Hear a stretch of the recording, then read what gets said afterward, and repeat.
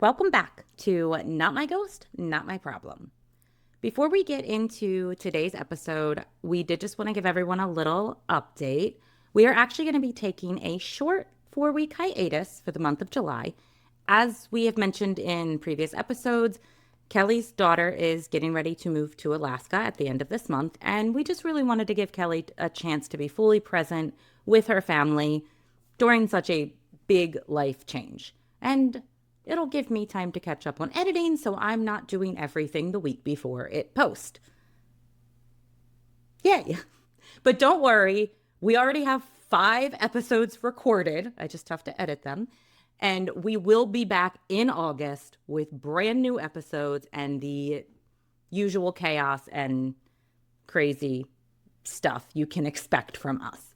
But in the meantime, we didn't want to leave our 12 fans with nothing to listen to. So we're going to be releasing a couple of past Patreon bonus mini episodes. So these episodes are a little bit different. For one, they're mini, so they're not as long. And because they're mini, they are not as research heavy as our normal episodes are. We usually just kind of touch on a couple of different stories from a specific topic. And maybe one day we'll eventually do a full-blown episode on some of the things we talk about. We also do very light editing on these episodes just because we kind of let our patrons see some of our mistakes and mess ups and all of that. So they get the blooper reel for the regular episodes. Why would we edit the bloopers out of the Patreon mini ones? We also just wanted to thank everyone for all of your support, all 12 of you. We absolutely love this little community that we have built over the last 2 years. And whether you have been here since the beginning or you've just recently found us, we genuinely appreciate every listen, every comment, like, review, every recommendation. We cannot wait to be back with you in August to kick off spooky season. And one last thing before you get into the episode. We originally recorded this back in December. It was released in January. So when you hear us mention that we are still waiting for Katie to send in her story, yeah, we're still waiting, Katie. Enjoy the episode.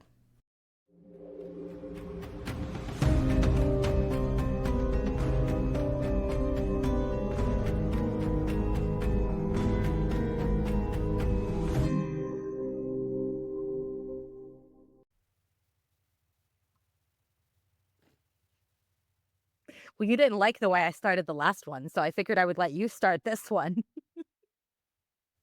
A little peek behind the curtain. We're doing this on the same day. If you can't tell, we're wearing the same clothes and we look identical. Yes. Um, Well, so hello, it has been a ghosties. month since you've seen us last, but it has been 30 seconds since we stopped recording your December episode. That's true.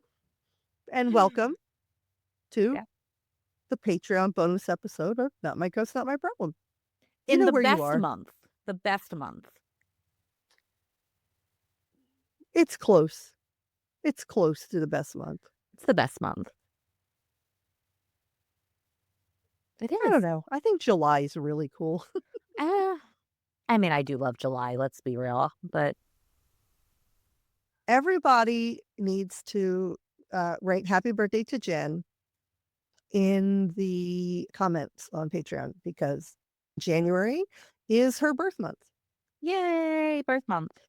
And she sent me once a reel of Ariana Grande and who's the other person? Okay. Cynthia Aviro, her co-star in Wicked.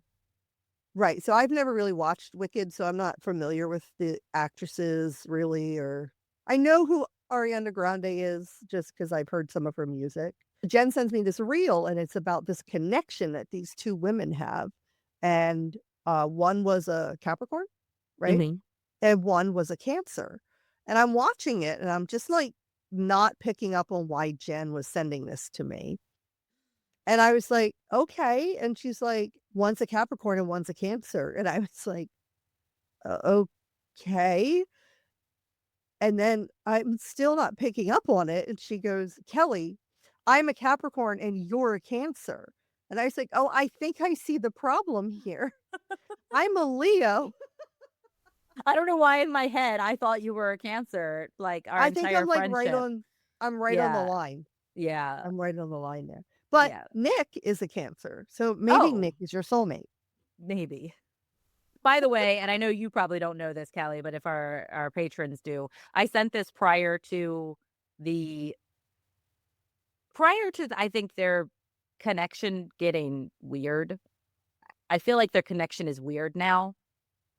Like, I don't know. There's some controversy that goes behind that movie where they say that, like, there might have been some, like, trauma on set that, like, trauma bonded some of the cast members. There's, like, I know they said that they've all lost, like, significant amount of weight, like, they're way skinnier than what they were when they started filming, and there's just What do you some weird things going on. what do you mean by trauma bond? Because sometimes people use that term wrong. So trauma bond, what it actually means is what keeps people with, like, abusers. It's why women have a hard time to leave their Oh, abuser well, then I'm using because that they're wrong.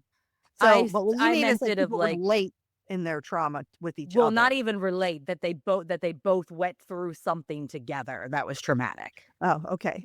Yeah. So that is not what that term would mean Oh, okay, well, psychologically, but I understand why people use it in that way because yeah. it does sound like that would be, Yeah, how the term like, I was trauma bonded to my ex-husband. I was right. trauma bonded to my mother, and it was a lot to, like, break those things, so, Yeah. Okay, well, I yeah. meant that they both went through something traumatic on set. Is the theory. I don't know personally, obviously, but that's the what has been going around because they if you watch interviews with them, like, before it just looked like a really close friendship, like, I think when they were doing, like, the press tour for the first movie, and then when, like, the press tour came out for the second movie. There's 2 movies? Yes. Oh, okay. I I haven't seen the really know second one nothing out about it. yet because it's not on streaming yet, but, um yeah, they're just it's weird, like, they just have a Okay. in my opinion, it's just a weird connection, and I know nothing about it, so yeah. Their I just personalities really seem to shift after the second movie. I did see a picture of Ariana Grande, and I was a little shocked at how thin she was, and I was a Yeah. little worried that there could be Right, well, Cynthia has also lost a significant amount of weight like that, and other stars in the movie has as well. So, it's that's just weird, isn't that's yeah. weird. Right, exactly, so it's just weird, and I have a both of weird their shadow on my face. no. Okay, sorry. Yeah, okay, anyway, yeah, let me I don't readjust. even know how we started talking about Wicked, to be quite honest with you. I it's been a morning, I guys. thought you were a Cancer. Oh, that's right, that's right. Yep, yep. Yeah, but I'm not. I'm a Leo, Mhm. Yeah. whatever that Oh, means. I don't know a lot about the no, astrological me neither, signs, so obviously. I read my daily horoscope, but that's about it. We're gonna have Jen lead this episode. I'm having some issues with my eyes, and things are a little blurry for me, so I'm Yeah. just gonna let her take the lead on this so it's not so choppy and we don't have to cut as much out because I can't see or read properly. My future editing self thanks you. Oh, you're welcome. Okay, well, today you all voted on this topic. I gave you a couple of just ambiguous names of the episodes on Patreon, and you guys picked this one. So that's what we did. Okay. Dreams are supposed to be random, right? Just your brain shuffling memories, fears, and leftover thoughts into nonsense. But what do you do when a dream isn't random? When it shows you something that hasn't happened yet, and then it does. Because today, we are diving into prophetic dreams. Real, documented cases where people dreamed of disasters, deaths, accidents, and even their own funerals, and then watch those dreams play out in real life. Some of these were recorded in government projects, some were written about in journals, some came from historical figures that you will definitely recognize. And every single one makes us ask the same uncomfortable question. Was it just a coincidence? Or did sleep have something to say? So grab your cozy blanket, your dream journal, and whatever protection charm makes you feel emotionally stable, because these are the dreams that came true. I wonder if this was, like, how the basis of the Final Destination movies, Oh, because maybe. he Never has, like seen those. what? Hmm. You have to watch the I first know. one. I'm a millennial. I know what happens. I still have that It's fear so good. ingrained in me, despite the fact that I have never seen the movie. I cannot drive behind a truck with logs in it, That might have been but the 2nd movie I don't know. That's just a with fear the that's been logs, ingrained in me. Yeah. because the first one is about, a plane crash, Okay. and, the first one is phenomenal. I've seen some of the other ones, they're good, but, like, nothing ever hardly ever beats. The only movies that I think the sequels, the ones that come after it, are on par with the first one are the Insidious movies. Oh, yeah. Yeah, I Have feel you like watched the final one yet? yeah. Insidious? Okay. I couldn't remember. Mhm. Yeah, I promised you I'd watch them all in October, and I did. You did. You did. Yep. And you watched the final Conjuring too, right? Mhm. Okay. Theirs are close. The Yeah. movies versions, they're close to being on Yeah. par Well, we'll with be the originals. I don't know when this episode is coming out, but, we'll either have already talked about it or we'll be talking about it in our, episode that we do on the Warrens. Oh, okay. So, Yeah, yeah. fascinating. It was a fascinating case. Okay. The first one we are gonna talk about is the Aberfan disaster. So, in the weeks and days before a coal tip collapsed into the village of Aberfan, several children and adults reported vivid, disturbing dreams about their school being buried by something black. One of the most well-known accounts came from 10-year-old Earl May Jones, who told her mother she had dreamt her school was gone and that she couldn't get out. The next day, the coal tip collapsed, destroying the school and killing 116 children and 28 adults. That's crazy. Yeah. So, accounts of these dreams appeared in survivors' testimonies, Aberfan tribunal records, and research conducted by a psychiatrist, Dr. John Barker, for the UK Premonitions Bureau. The stories were collected in official and academic studies after the disaster. I think I remember this from the show The Crown. Yes. Yes, I think so. Mhm. 'Cause did It it was happen like, in is it Wales? Is Aberfan in Wales? you would think I would know that, but I don't. Yes, it happened in Wales. I mean, they didn't address the kids having the dreams, but I just Yeah, I remember the remember. disaster. I do What too now year that you was it? say that. 1966. Yeah. Yeah, it's insane. Hmm. So skeptics argue that the town already showed visible signs of danger from the unstable coal tip, and that the children and adults may have subconsciously registered the risk, leading to fear-based dreams that later took on a prophetic narrative after the tragedy. Okay. Which, fair, I for adults, sure, but I don't but know that not the kids. children would have Yeah, I agree. picked up on that danger. Unless the adults were talking about it. Right. Then I could see it Yeah, subconsciously worrying the kids. that could happen, definitely. Yeah. Okay, next one is the TWA Flight 800.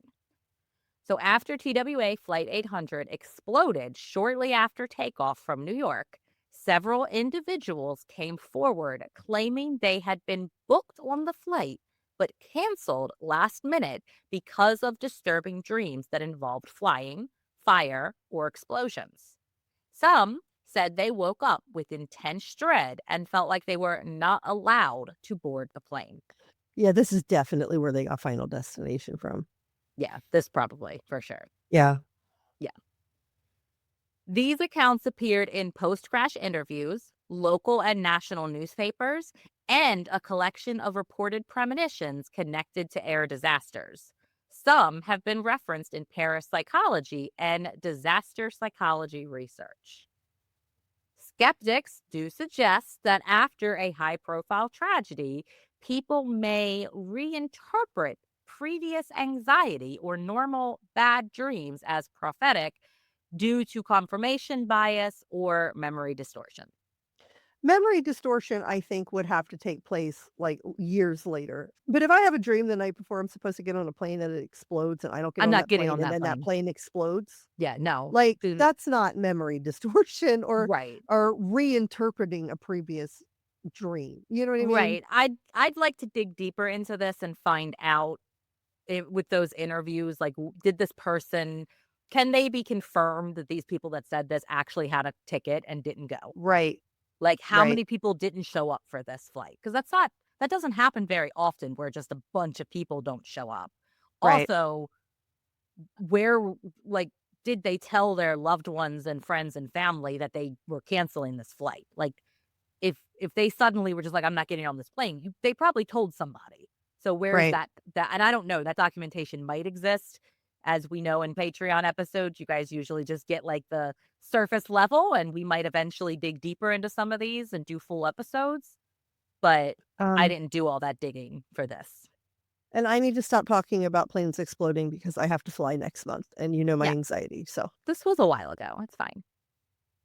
You're still, good. my Alright, anxiety gets the better of me, so I'd like to okay. stop talking about it. We'll talk about Abraham Lincoln Awesome. and how he dreamed about his own funeral. I remember hearing about this. Yeah.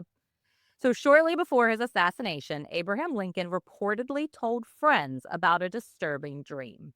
In it, he walked through the White House and saw people in mourning. When he asked who had died, a guard replied, "The president. He was killed by an assassin." Days later, Lincoln was shot at Ford's Theater.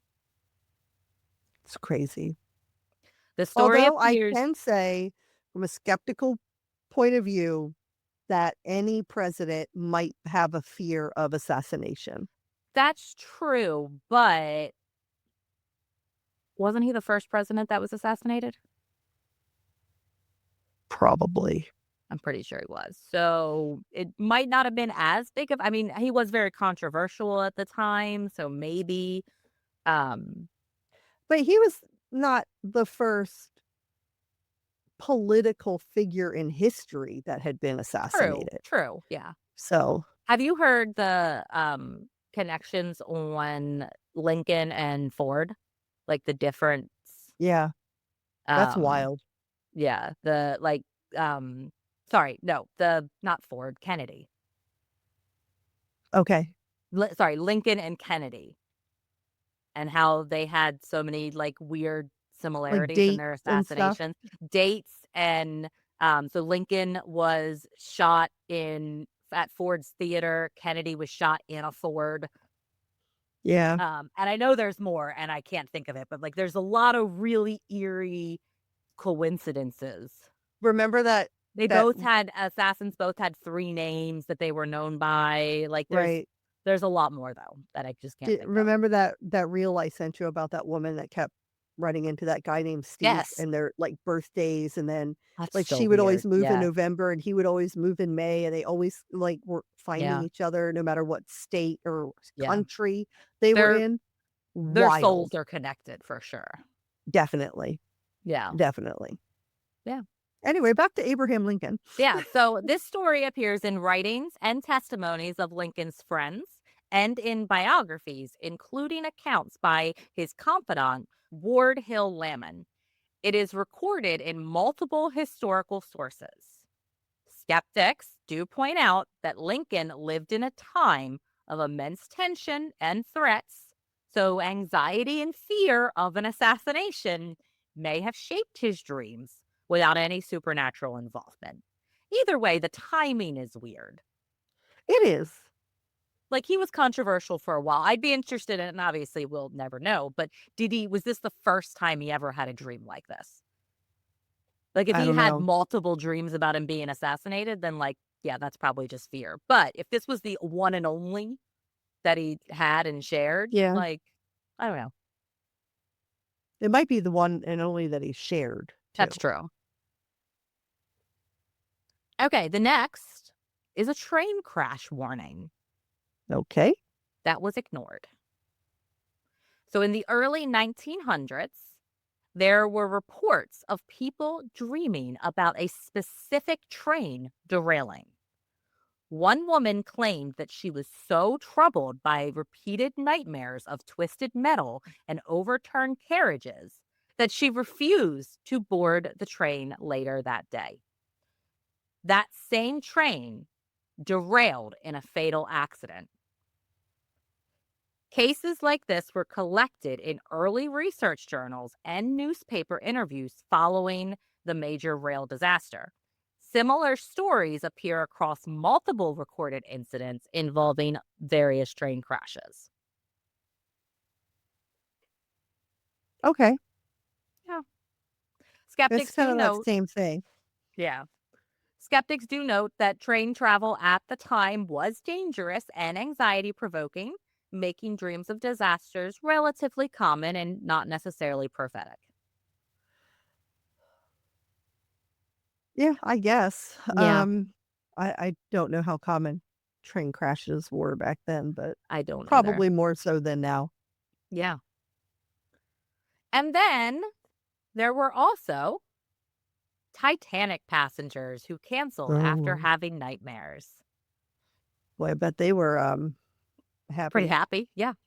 I know So, that, like, things are like skeptics say, and I get it, like, with the Lincoln thing, my first thing was, well, he was a president, yeah. like, but it is it's a pattern here, though. Yeah, absolutely. And that's why we point out, I think we're both very much on the side where it's like both things can be true.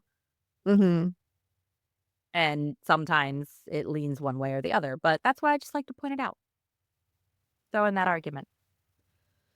So, following the Titanic's sinking in 1912, several individuals who had originally planned to travel on the ship reported canceling their trip after having strong feelings of dread or vivid nightmares about drowning, icy water, or a sinking vessel.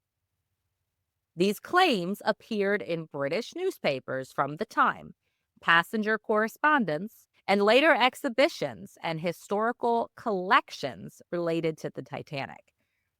Now, again, this is So one where I feel like it should have been documented whether or not these individuals like did actually cancel their trip. well, it does say, like, historical collections related to the Titanic, I would think Yeah. that that would be confirmed cases of people having a ticket. Right. It's just saying that they reported canceling their trip, which tells me that it wasn't confirmed. But again, I didn't dive too Yeah. heavily into all of this. Something that we can look at for the future because And it's very possible too that some people are just lying. They yeah, were supposed to absolutely. be on something, something happened, they couldn't get on it, and then Or even that they didn't even have a ticket, just like, "Oh, yeah." Could you imagine, like, 2 years later in a bar somewhere, "Oh, yeah, I was yeah, supposed to be on the Titanic, and I said no because I had a nightmare. yeah, That was yeah, really lucky." Like, douchebags in a bar drinking somewhere, I could see that coming up. yeah, yeah, I can too. Yeah. Skeptics will say that some believe these stories were exaggerated or misremembered after the disaster as a way for people to rationalize their decision not to board or to feel special in hindsight. So, again, same thing. It could be something came up and they just couldn't make it. And then they were like, oh, I knew. I had a feeling. That's why I Mhm. canceled, even though they really didn't. The next one is the dream that predicted a murder scene. Don't like that. Mm-mm. So, a woman in Germany reported recurring dreams of a body at the bottom of a staircase in a red walled room. Disturbed by the details, she told others about it. Months later, a murder victim was found in a basement that closely matched the setting she had described in her dreams. The story appears in German police records. It was also discussed in parapsychology texts and was later referenced in books on dreams and unexplained phenomena. Phenomena. Do, do, do, do, do. So this one, I don't know. I mean, months later, like it's Yeah. weird, and I want to know how closely it matched. Here's the thing. If you're gonna so I had a moment where I kind of sort of predicted 9/11. Um, so what had happened is but here's my thing.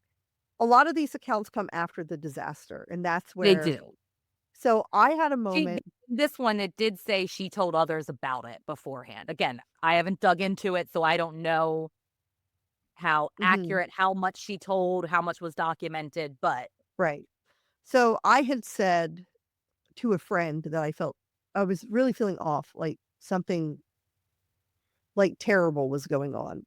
yeah. And at the time, my dad was drinking pretty heavily, and she thought I meant like something personal, like my dad was gonna die in a car accident or Right. something like that. And I told her, I said, "No, it's nothing like necessarily personal to me, but it feels big and evil." I said, "And it almost feels like it's gonna affect everything on a global scale." And then I didn't think too much of it. And then just like a couple days later, 9/11 happens, and I still didn't pick up on it. She called me and was like, "Holy shit, you predicted this." So, for me, it's like at least I told somebody beforehand. Yeah, yeah, And it wasn't like I waited until after something happened to say to something. say I something, didn't yeah. predict, like, what was gonna Right, happen, you just had a but bad feeling. I definitely picked up on an energy shift, I Yeah. think. Yeah. So, funny side note to that, when you said it affected everything on, like, a global scale, it made me think of a time that my ex and I went to London, and as we were flying home out of, I don't know, whatever fucking airport's over there, we got Heathrow. our yeah, Heathrow, that one. I knew it was a big one, I would recognize the name, I just couldn't think of it.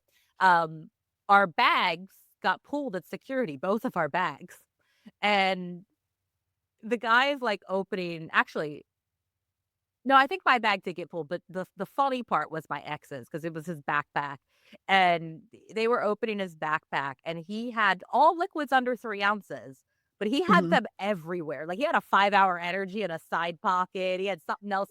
It was like the guy just kept pulling shit out that was, like, liquid, and again, all under 3 ounces, but apparently you're supposed to have them all in a clear baggie in, like, one location, and there is a Ah, limit okay. on how many you can have, and as is, like, we both have TSA PreCheck here in the US, so when we fly, like, they don't give a fuck, like, we don't have to do any of that Right. shit, and this guy is, like, so irritated at us, and we're just like, "Well, we're sorry, we didn't realize this was the rule, like, we don't have to do this back home," and he looked at us, he was like, America is the reason why we have to do this. I was just like,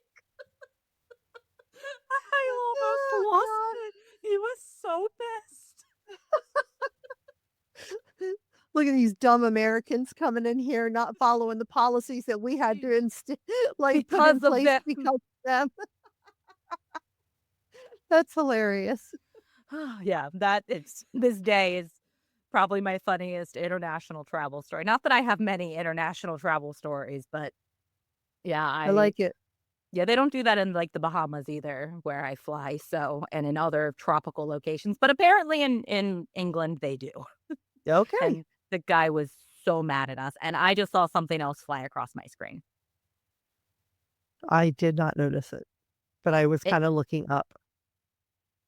I mean, it might have been a bug, but I feel like if it was a big enough bug to be caught, like, the only bugs I've ever had were, like, these little tiny fruit flies, which they don't get picked up on camera, but we're recording, so we'll go back and look at that because I definitely earlier before we hit record, I saw something float across my screen, and it looked like a fuzz or like maybe even Ellie hair. Like that only happens after I brush her because she doesn't shed. So it was just weird. But Yeah, anyway, it'll be interesting to see. yeah. So about the dream that predicted a murder scene, skeptics suggest that the dream just may have been vague at first, and then later the details were sharpened or filled in to match the crime scene. Right. So our next one is the nurse who dreamed about the ward numbers. Okay. So, a French nurse in the early 1900s recorded dreams in her private journal, suggesting that certain numbered beds in her hospital ward were marked. Over time, patients in those exact beds died unexpectedly, which deeply disturbed her. Her journal later became part of a psychological research collection studying premonitory dreams in medical environments and is referenced in historical dream studies. Historical dream studies is something I'd like to really dig into, I Yeah, think. me too. Yeah. Absolutely. Skeptics will say that hospitals are places of illness and death, and nurses are naturally more aware of patterns. Skeptics argue that the nurse may have unconsciously noticed trends and then attached meaning to them through dreams. My argument here, what if the nurse was a murderer Right. and she was only killing the patients in certain beds? Because you hear of stories about Oh, nurses yeah, that it wouldn't be the first one. not that it's, common, but it No, does but it, happen. it does happen for sure. I know a lot of nurses that are absolutely wonderful. And last, we have the premonition bureaus, which was in London in the 1960s. And this I really want to dig into. So in the 1960s, psychiatrist Dr. John Barker created the Premonition Bureau in London. Members of the public were encouraged to mail in letters describing their dreams, visions, and premonitions. The goal was to compare these predictions with real world disasters. Over several years, thousands of dreams were logged, including some that matched real events like plane crashes, earthquakes, and the Aberfam disaster. The Bureau is documented in British psychiatric and parapsychology records, newspaper archives, and in Barker's own writings. It is considered one of the first formal attempts to scientifically study precognition. Skeptics will argue that when you collect a massive number of vague predictions, some are bound to loosely match real events by chance alone, which is why I want to dig into it because I want to know how loosely were Right. there multiple predictions for the same event or did they I need more information before I can form an opinion on this topic. Yeah, I agree.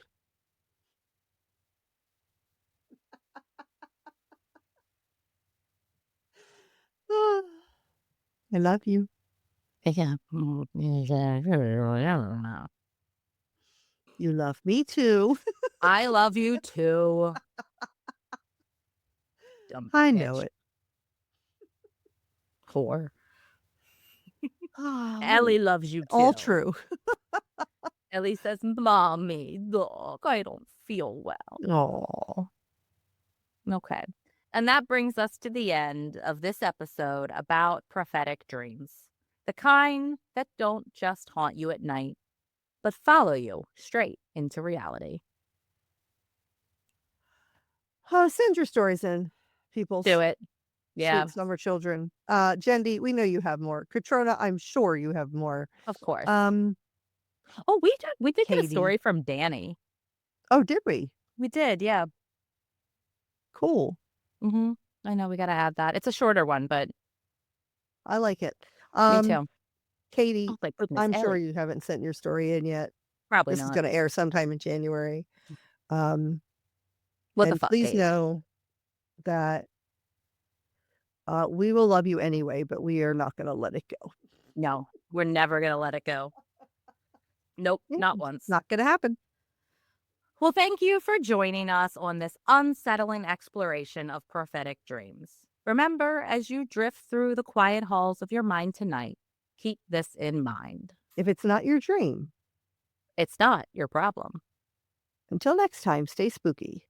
And stay skeptical.